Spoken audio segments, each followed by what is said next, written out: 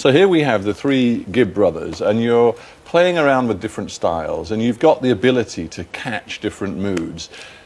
How did you get to that sound that's always associated with you, which is the falsetto?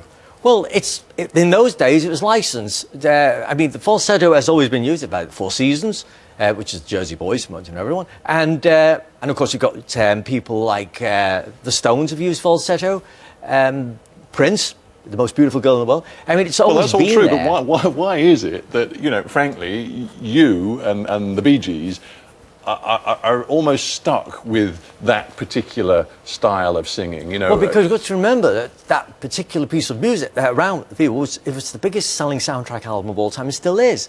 And there is nothing, it's equating to Walking on the Moon. There's nothing really touched the sales of that apart from Pepper and Thriller. They're the three biggest selling albums in history. Well, the thing about it is, there's no hype, because in those days you couldn't really hype anything. It was purely organic.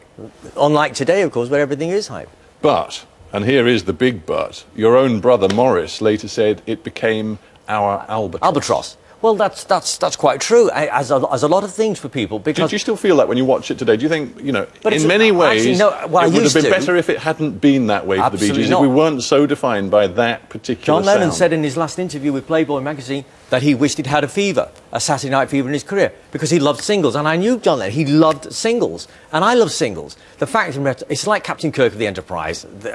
He always saw that as an albatross and came to love it.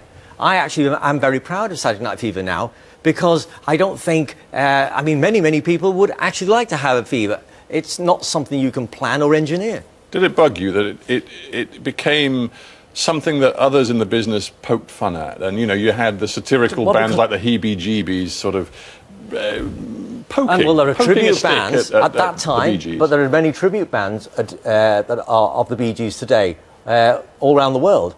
And not many people have, you know, tribute bands that are paying tribute to them or making a living out of being you.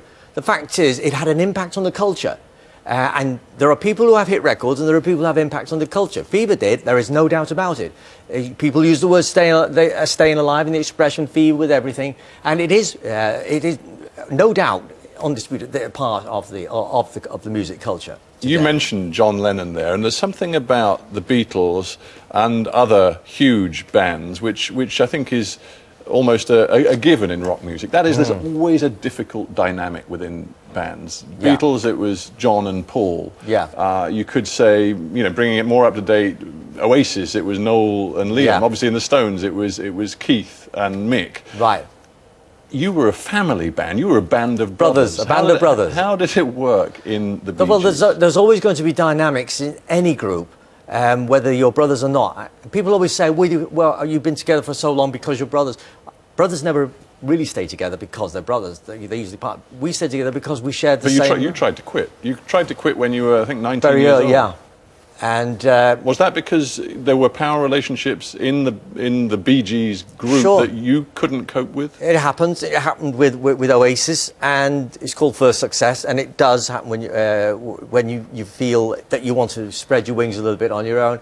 I don't think we split up so much as that we showed up. I showed up at the studio. We were on our own, but we were still learning the ropes. We were still developing, and when you have success very young, you know, it goes to your head very quickly.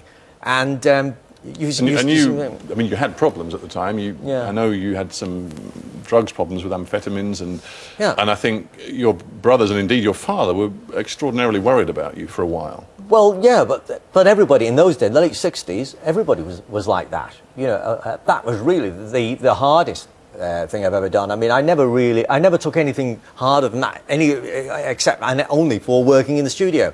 I mean, I never took the hard drugs at all. Never took LSD, heroin, crack. Not then and not ever. Of those. Not ever. Ever. In my life, only that. And that was really just to stay up all night and work in the studio, which we did. Because the tragedy of the brothers Gibb is that one brother, Andy, younger brother, who wasn't part of the Bee Gees, but you were very close to, he fell foul of drugs in a much more terrible way. Oh, he did. But that's not how he died. He died on his 30th birthday from myocarditis. He did have a problem years earlier with drugs, but by the time he died, he was actually clean. he did have a virus which came in the heart, which was not a bacterial virus, which came to, and anyone could tell you myocarditis is for life, but if you run down, it will claim you.